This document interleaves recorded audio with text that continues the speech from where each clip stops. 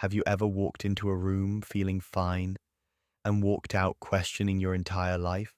That's the power of negative people. It's not loud, it's not always dramatic. Sometimes it's just small comments. Be realistic. That probably won't work. You always do this. And somehow your energy drops. Here's what most people don't understand. Negative people don't just affect your mood, they literally affect your brain. There's something called negativity bias. Psychologists like Daniel Kahneman have shown that our brains react more strongly to negative information than positive information. One criticism weighs more than five compliments. One sarcastic remark sticks longer than 10 supportive ones. Why? Because evolution didn't reward optimism. It rewarded survival.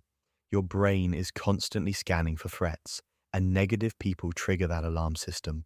When someone constantly complains, criticizes, or predicts failure, your amygdala, the brain's threat detector, lights up. Your body releases cortisol, the stress hormone. Your muscles tense. Your thinking narrows. You're not too sensitive. Your nervous system is reacting. There's another psychological concept called emotional contagion. Research by psychologist Elaine Hatfield shows that we subconsciously mirror the emotions of people around us. If someone is anxious, you start feeling uneasy. If someone is bitter, you feel heavier. If someone complains constantly, your brain starts scanning for problems too. It happens automatically. Your mirror neurons don't ask for permission. This is why after spending time with negative people, you feel drained. It's not weakness, it's biology. Here's where most advice online gets it wrong. It says, just cut them off. But life isn't that simple. Sometimes it's a coworker, a parent, a sibling, a longtime friend. So instead of labeling people as toxic, understand the type of negativity you're dealing with. There are usually three. 1. The chronic complainer. Everything is wrong. Always. 2. The pessimistic predictor. Always expects failure. 3. The subtle critic. Small digs disguised as advice. Different type. Different strategy. Strategy number 1, don't absorb. Observe. This one changes everything. Instead of emotionally reacting, mentally step back.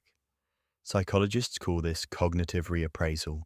It's the ability to reinterpret a situation before it controls you.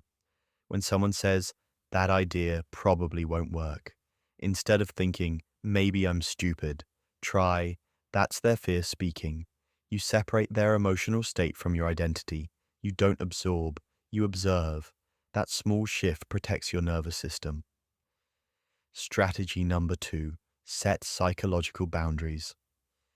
Boundaries aren't dramatic speeches, they're micro decisions. For example, if someone constantly complains, don't try to fix them.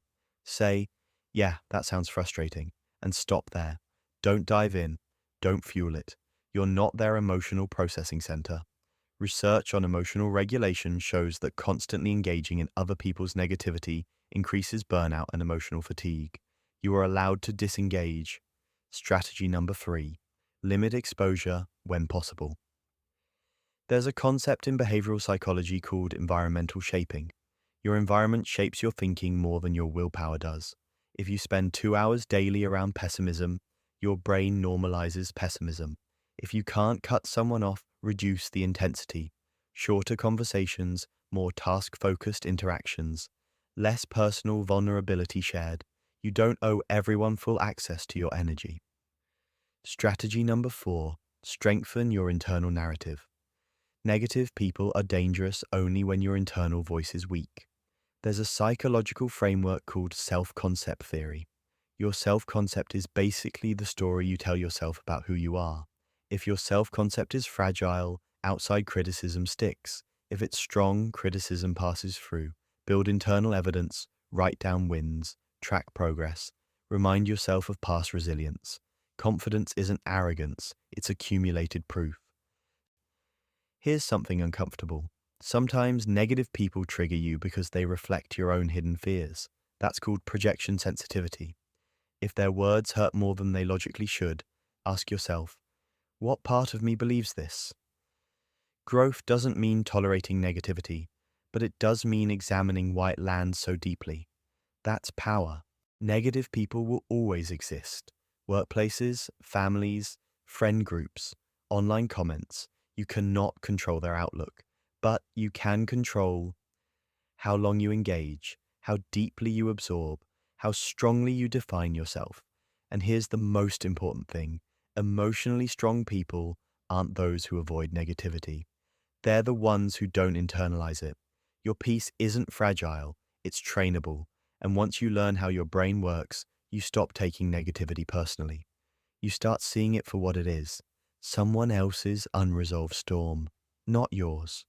If you want more videos like this, hit like so this reaches someone who needs it, and subscribe if you're serious about protecting your peace and strengthening your mind. You deserve an environment and a mindset that doesn't drain you. I'll see you in the next one.